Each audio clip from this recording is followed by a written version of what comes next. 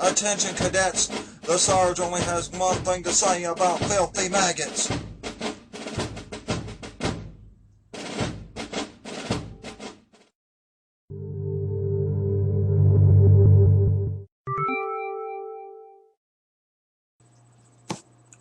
Hey everyone, Sean Tackett here. I'm getting ready to do a Sarge video, but I've got two new segments, one before the Sarge and one after the Sarge.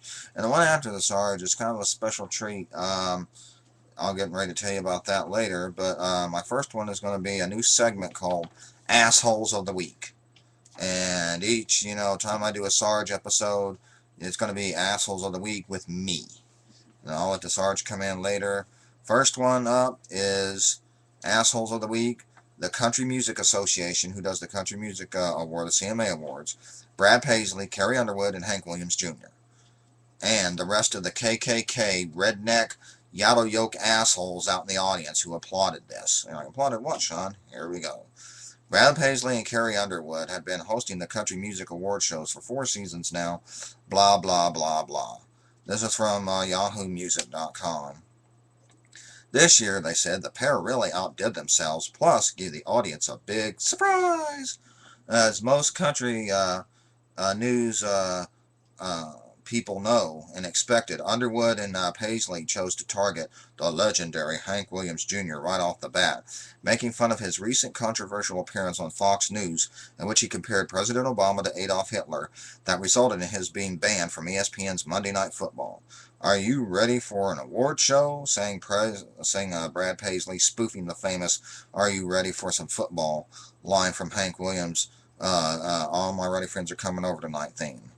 Carrie Underwood, feigningly shocked, gasped and informed Paisley he could not sing that song, explaining in a whisper as why it was taboo. Paisley, after that, gave a mock gasp and then launched into a spoof of Hank Jr.'s song, Family Tradition.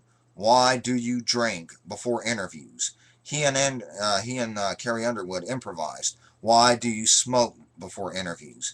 They finished up with the clincher. You can get drunk and start carrying on, but you cannot compare the president to Hitler. While the audience howled with laughter, a shadowy figure appeared from behind the host, which turned out to be none other than Hank Jr. himself. "Got anything to say, Hank?" said Brad Paisley to Williams, which Hank Jr. replied, "Nope." Amid a raucous laughter from the crowd, all 3 musicians then broke into "All My Rowdy Friends," resulting in cheers and a standing ovation. If this had been the Dixie Chicks that had done this with Bush, they would have got ran out of the country. So let me ask you, Brad Paisley, Hank Jr., and Carrie Underwood, after the show, did you guys go and put on your hoods and burn crosses in yards? This is very disgusting, especially from you, Carrie Underwood. The Country Music Association planned this, and oh, they got a big yaddle yoke out of it, and it was disgusting. If you guys don't like America and you hate the president, that's anti-American, remember? Go live in Somalia where there is no government. See how that turns out for you. So there you go. And by the way, Miss Underwood, I am removing you from my Facebook page. I'm removing you from Twitter. I will no longer follow you or support you until you apologize. Why? Because you and Brad and Hank are all 3 assholes. Yeah, I said it. Now, let's get on to the Sarge.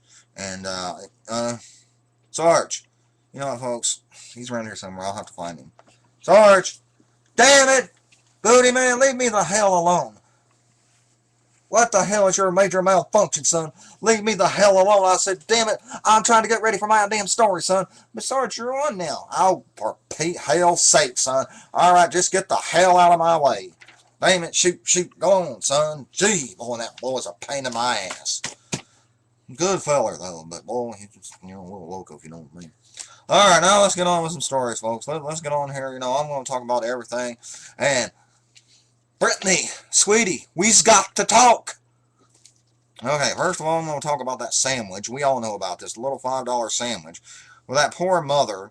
And, folks, we all do stupid things. Hell, I do stupid things. You do stupid things. This poor lady was starving to death with her, had her 2-year-old daughter. They were shopping. She opens a sandwich. I'm not saying it was exactly all correct to do this. But, she opened the sandwich, ate it, and said, hey, I'll pay for the sandwich when I get out the door.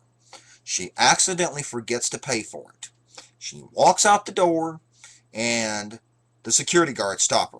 Okay, now, I can tell you folks, there are people who do this all the time. They do it all the time. They just do. And what do? Oh, gee, I'm sorry. I'll pay for this. The store managers refused. They refused to take the money from this poor lady. By the way, this is from www.msnbc, msn.com. They refused to take the money, and those assholes sent that poor little dear thing to jail. That's right, folks. They sent her to jail, and they took the little girl. That's sickening. That's disgusting.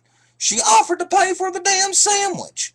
Oh, just like, you know, when Occupy Wall Street, they beat the hell out of the people just standing around, pepper spray, knock them down. Hell, they shot a guy. I mean, yeah, our policemen really, today's police officers, boy, a lot of them are just really, they're fine and dandy, ain't they? Yeah. Okay, now, some good news, folks, for people in Indiana. Well, it got started here, and it's going all over the nation. Naked scanners may soon be on the way OUWT out. Thank God, folks, we're getting our privacy back. Can you believe it? From now on, when you go through one of those damn airports, they may grab your junk and frisk you and molest you and everything, you know, and anal probe you like the aliens do. But by golly, when you get shown on that screen, you're going to look like a gingerbread man. You're not going to be nude and naked anymore. Well, thank God for that. At least we're getting some of our privacy back. Maybe not all, but some. And I got that little, oh, I told y'all I got enough news. But, you know, thank goodness we're getting our privacy back, folks. I'm just tickled pink about it. Yep. Okay, now, there is a friend of mine, and a friend of Weed and Freak, a friend of his friends, Mike the Hammer Tackett, and a friend of another friend of mine, Booty Man, Brittany Simmons. Is there Simmons or Simons, Mike? Simons. Yeah, Brittany Simons. Girl, I love you. Sweetie, I love you. But I be dang diddly dang dang, girl, sometimes the things you talk about is just plain dang loco. People don't urinate on other people. Do you understand me, sweetie? I'm trying to talk some sense into you. Now listen, I love you, Brittany. You are sweet, you are wonderful, but girl, you're like, you know, when you talk to people who urinate on other people, they're normal people. Okay, Brett, let me give you a few examples here. Like when I do that. Let me just give you a few examples here, Brittany, about some other things, shall we? First of all, let's talk about that video, two girls in a cup. You know, let's don't talk about that. Really, Brittany? I mean, honestly. Oh. And, you know, like I said, folks, I've got some, there's some stories here I want to ask you about. Here's one, Brittany. You say that people who urinate on other people, that's okay. Okay, let me ask you this, Brittany. Let me ask you this. Here's a story. I gotta raise my spectacles, folks, for this one. Wow, that's amazing. Okay, and this is from MSNBC, MSN.com. This is an actual news story, folks. 8 minutes, 14 seconds. Okay, I'm still going strong. Well, you know what, folks? Before I do that, I will be right back because you know that old YouTube. My videos can go longer, but I got to break them up. So I'll tell you what, I'll be right back after this commercial break, and we'll continue. Wham, bam, I'm back. All right, now, folks, I swear, I am not making this up. And this is not from the National Enquirer or, you know, Fox News or, you know, those fantasy entertainment channels that you find this crap on usually. This is a legitimate news story. I don't make this crap up, folks. But, you know, I mean, Brittany, honey, I love you to death. But, you know, listen, just, you know, let me go through that. I got to raise my spectacles up on this one, like I said. A Portland woman who bought a horse, killed it, gutted it, are y'all ready for this one? And posed naked for photos inside the carcass, broke no laws Oregon authorities decided. And she said she can't understand people interest in her. No idea why people care. Joshua Lawton, 21, told the Seattle Weekly, which published photos that she had posted on the internet. Lawton and her boyfriend had taken care of the 32-year-old horse, which they said was declining in health. TV station KOIN TV reported.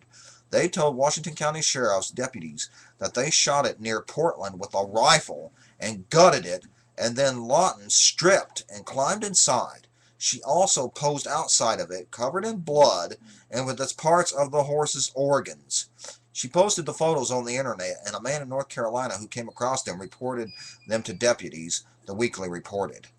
Lawton reportedly told investigators that they wanted to humanely kill the horse and eat it, and she wanted to feel what it would be like to be inside a dead horse. Investigators decided the couple had violated no laws, but Lawton's mother said her daughter has received death threats. Whew!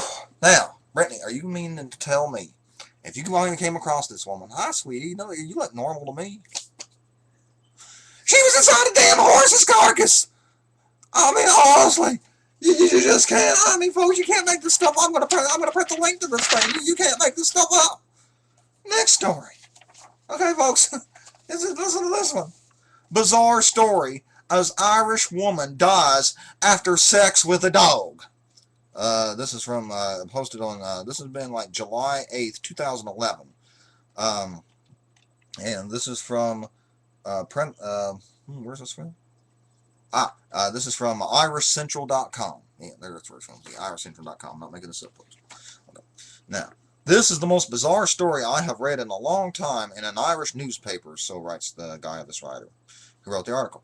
A man was before the Limerick District Court after his, it's A-L-S-A-T-I-N, Alsatian dog, I think that's what it's called, had sex with a 43-year-old woman. The woman later died from an allergic reaction. This incident happened in 2008, and the dog has been held in custody ever since. The Irish newspaper reported that the 57-year-old Sean MacDonald was the first person ever tried under the legislation banning sex with animals. Apparently, the sex was consensual, as the dead woman and MacDonald had met on a bestiality chat room and decided to follow through, according to the Irish Daily Star. Police are apparently satisfied that the sex was consensual. The woman fell ill in the incident and was rushed to the Limerick Hospital, where she died from a severe allergic reaction to the sex. The Sun reports that MacDonald could face a life sentence in prison if found guilty. Okay, honestly, Brittany, sweetie, listen to me, girl. There are people who have sex with animals. You know, the dead carcass thing. You know, you're just like, oh, peeing's no big deal. Compared to these stories, you know, sweetie, you're right. That ain't no big deal. But just because no matter what kind of bizarre, weird, freak sex acts people do, don't mean that they're normal. Get what I mean? I love you, Brittany, but please, get what I mean? Okay, let's, done my soapboxing now. Let's get on here with a couple more stories. I promised you. And, we gotta have to talk about one more, sex thing here, non-related here, Brittany. This is not, aimed at you, honey. But, there's a book out by a man, this is from Free Sex with Dead People. Yep, that's where, this is from a guy who wrote a book called Free Sex with Dead People. Oh, what are you talking about there, Sarge? Well, so many damn conservatives love Ronald Reagan so much, it seems like they want to dig up his damn dead carcass and have sex with the man. They love him that much, folks, because according to sodahead.com, 51% want Ronald Reagan back as president. 51% want him back alive.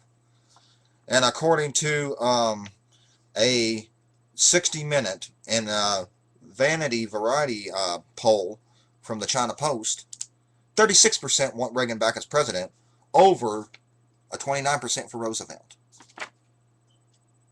Ronald Reagan was one of the most worst presidents ever. And like Keith Olbermann said, Ronald Reagan's dead and he was a lousy president.